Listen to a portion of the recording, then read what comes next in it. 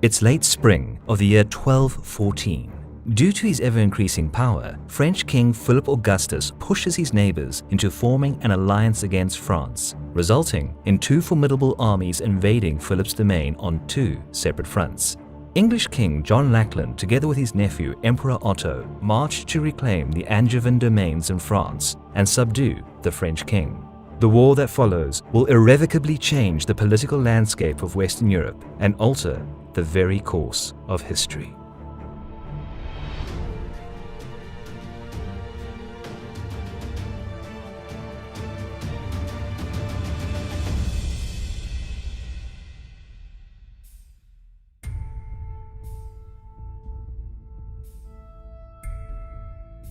It is the beginning of the 13th century. The Kingdom of France is ruled by the fair and capable Philip II, aptly nicknamed Augustus by his supporters.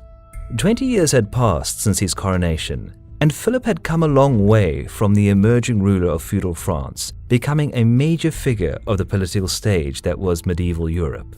Throughout the years, he waged internal wars to subdue some of his disobedient vassals, who were often stronger and more influential than their sovereign. Philip also tried to involve himself in English internal affairs, as one of his primary goals was to diminish the English presence on the continent of Europe. He acted against King Henry II and later his son, Richard the Lionheart, renowned crusader and cruel yet talented soldier. The latter was an equal to Philip as an opponent. Yet Richard's accidental death in 1199 temporarily halted the hostilities between the two kingdoms. As Richard didn't leave a legitimate heir, the English crown passed to his brother, John Lackland, whom Philip supported for many years, at first against his father, Henry, and later against his brother. John's ascension to the English throne was good news for Philip. He was aware that the new neighboring monarch was quite unpopular among his people and couldn't really compare to the deceased Richard.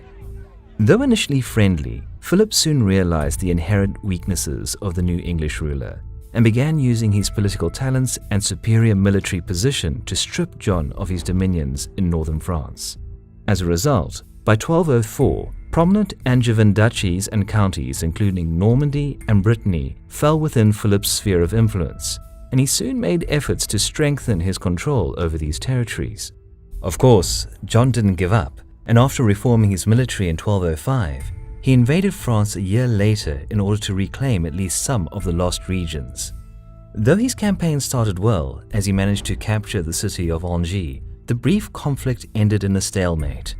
Eventually, the French forced him to sail back to England. A truce period followed, which John used to modernize the English navy and gather resources for another planned assault on northern France. But let's stop here for a while and turn our focus to the east and the lands of the Holy Roman Empire.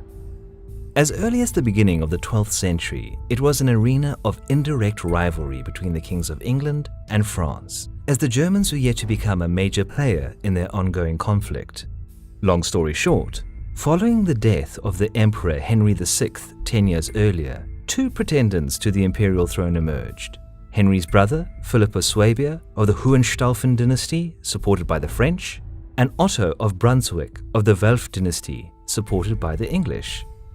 Both crowned themselves as King of the Romans and fought each other for dominion, until Philip was murdered while attending the wedding of his niece in Bamberg in 1208. Most likely, Otto wasn't involved in Philip's death, yet he seized the advantage and soon ascended to the imperial throne. This presented a whole new opportunity for John of England.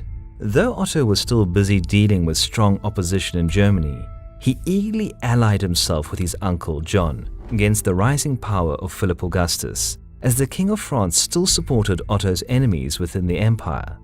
But while John forged alliances against Philip in the east, the French king was finishing fleet preparations for a planned invasion of England. Though John was being kept busy with internal problems, he swiftly thwarted the French invasion plans by suddenly assaulting Philip's ships harbored in Flemish ports, using his reinforced navy. The English king hoped to keep the momentum going, yet impending baronial unrest forced him to postpone the planned war campaign in northern France to the following year. John managed to temporarily appease the English nobility in late 1213 and landed his troops in La Rochelle at the beginning of February the next year. Philip assembled an army and marched south to repel the invasion, but soon he was informed of an unexpected second attack led by Emperor Otto through Flanders. The situation looked grim for Philip. Moreover, the Count of Flanders, together with other nobles of bordering counties, sided with John's alliance and complemented the imperial army with their own forces. Fortunately, the invading armies failed to coordinate their attacks, which allowed the French king to divide his army in an attempt to defend both fronts. While Philip's son Louis was given the uneasy task of stopping John's progress with troops his father had left him, Philip rushed back north to engage Otto's army. He reached Flanders in late July, just in time to find that his opponents had finished mustering their forces. Philip's advisors feared an open encounter with the stronger imperial army and advised playing for time. Back in the Middle Ages, pitched battle between two large armies was regarded as a very risky solution, which could often result in a sudden and significant shift in power. King Philip heeded their counsel and initially hesitated, but eventually took up the gauntlet and moved his troops northward, seeking a suitable plain for cavalry maneuvers. Otto was surprised when he learned of the French position, yet seeking battle, he marched to meet them. The opposing forces met on a plain east of the town Bouvines and began deployment. We don't know exactly how many soldiers Philip fielded, but modern estimates give him around 5,000 to 6,000 infantry and a little more than 1,000 mounted knights. While the composition of the Allied forces was roughly similar to the French, Emperor Otto had more men at his disposal, possibly just under 10,000 soldiers in total. The battle started with skirmishes on Philip's right flank, where French and Flemish knights charged at each other. Soon, Otto sent the center of his main line forward and proper battle ensued. It was an even fight as neither side was significantly stronger.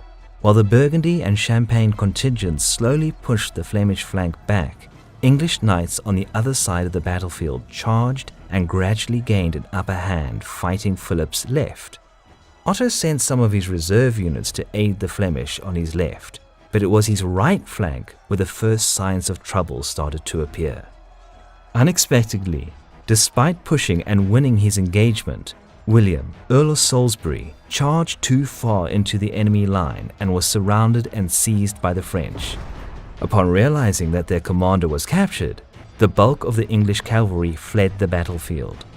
In the meantime, the majority of Otto's left flank retreated due to losses, and while the battle still raged, the odds tipped towards the French side. Eventually, he saw that the enemy's advantage was becoming insurmountable and retreated as well, narrowly escaping the battlefield using the help of Saxon knights. Philip's troops prevailed and won the battle. While infantry casualties were more or less even on both sides, many of Otto's knights were killed or captured. The battle was a huge success for Philip Augustus, not only because he killed many enemies in the course of the battle, as losses were roughly equal, but predominantly because he managed to capture many important nobles, including the Earl of Salisbury and the disobedient counts of Flanders, Boulogne, and Lorraine. The far-reaching consequences of the Battle of Bouvines soon took root. Hearing that Otto had lost, King John Lackland retreated back to England and was forced to face the unrest among the enraged English nobility, brought on by the king's failures. Soon the discontented barons revolted and England plunged into civil war, which eventually forced John to sign the Great Charter of the Liberties, limiting royal authority. But, well, that's another story. It was a tough time for Emperor Otto as well, who only held the imperial throne for 1 year after the battle. He became increasingly unpopular and eventually was compelled to abdicate. Philip, on the other hand, used the Bouvines victory to boost his royal authority and vastly extended his sphere of influence. After his death, 8 years after the battle, it was apparent that 40 years of his efficacious and just rule virtually transformed a mediocre feudal state into a leading European kingdom, which from that point on constantly played first fiddle in European politics.